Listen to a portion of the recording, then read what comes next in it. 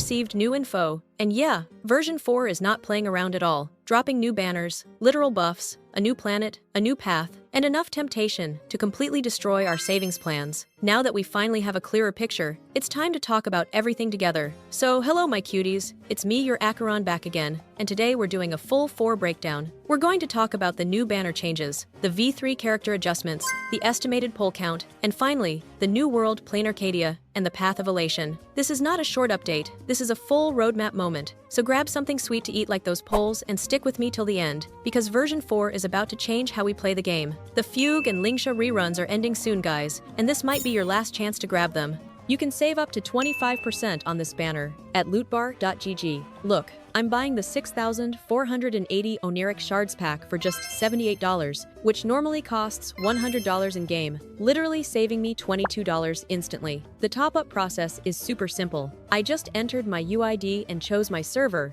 and in less than 5 minutes, the shards arrived in my account. And yeah, I also got double the shards on my first purchase, since Lootbar is cooperating with Hoyoverse routing partner, means it's safe and works exactly the same as in-game top-ups. Beyond HSR, you can also top up for Genshin using my link. Lootbar has over 170,000 plus satisfied users across Hoyoverse and 30,000 plus reviews on Trustpilot, which is why I prefer Lootbar for my giveaways. And if you're new, you also get an extra 10% off when you use my link in the description.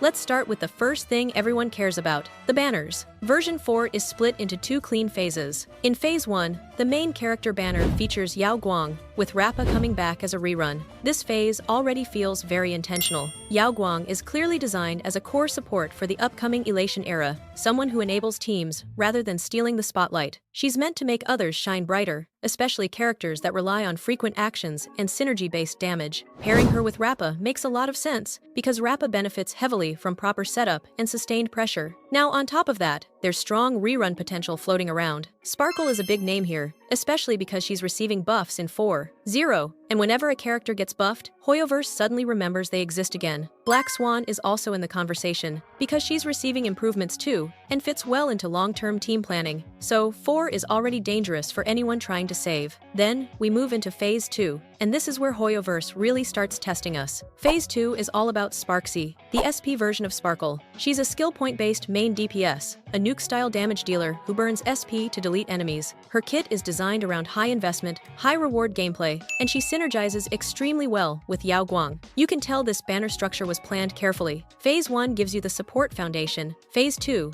gives you the monster that uses it. The light cone banners follow the same rhythm. Phase 1 features When She Decided to See, while Phase 2 brings Dazzled by a Flowery World. If you're someone who likes pulling signature cones, version 4 is absolutely not safe. Now let's talk about the V3 changes, because this is where a lot of people misunderstood what was happening. Starting with Sparxie, yes, some numbers were adjusted downward, but overall, she came out stronger and more consistent. Her elation damage scaling was massively improved, firework stacks are no longer capped, and her crit DMG scaling went up significantly. Her traces now reward proper elation team building more than ever, and her Eidolons push her ceiling way higher. This isn't a nerf, this is Hoyoverse reshaping her so she doesn't break the game in one turn, but still dominates over time. Yao Guang also received very meaningful buffs. Her elation percentage scaling was increased, her vulnerability debuffs are stronger, and her elation skill damage now hits harder across the board. Some procs were limited to prevent abuse, but in return, she gained DEF Ignore and better team-wide value. She now feels like a true premium support, not a filler slot. Sparkle herself got quality of life changes that matter a lot. Vulnerability stacks, now working as self-buffs, makes her far more consistent.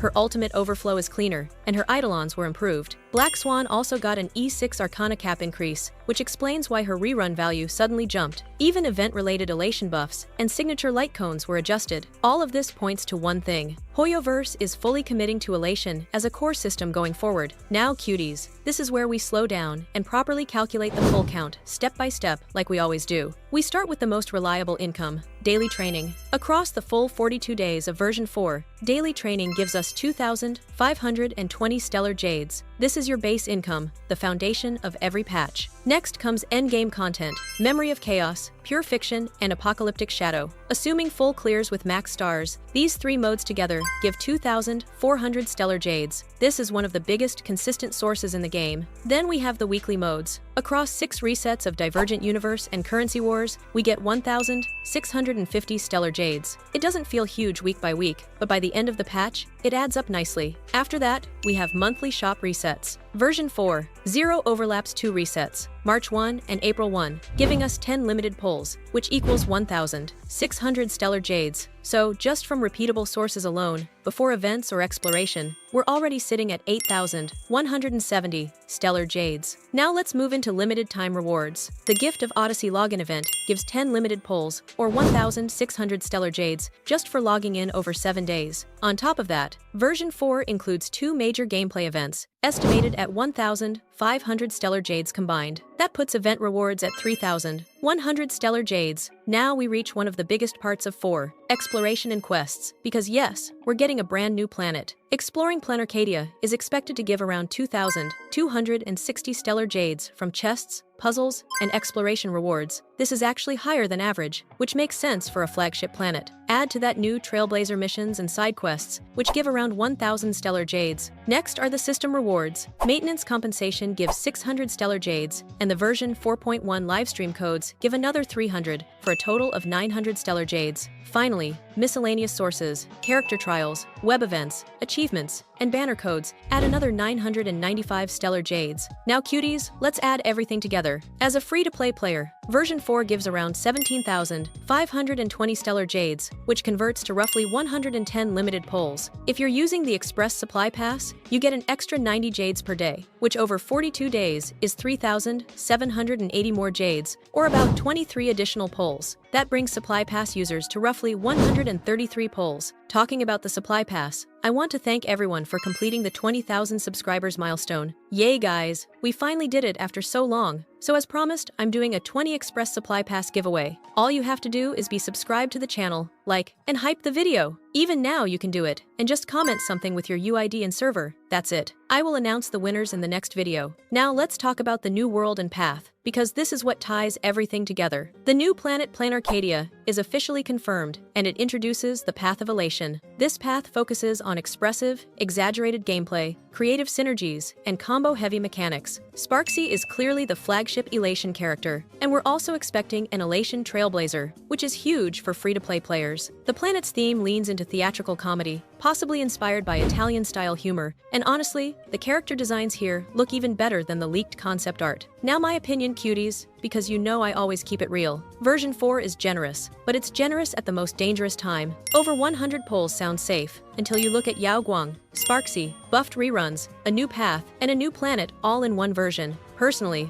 I'm extremely tempted by Sparxie's playstyle, but Yao Guang feels like one of those supports people regret skipping later. So tell me cuties, what's your plan for 4? Are you pulling Phase 1, Phase 2, or trying to survive both without going broke? Drop it in the comments. I'll be reading all of them. That's all for today's version 4 full breakdown, my cuties. Good luck with your savings, enjoy Planarcadia, and as always, peace out.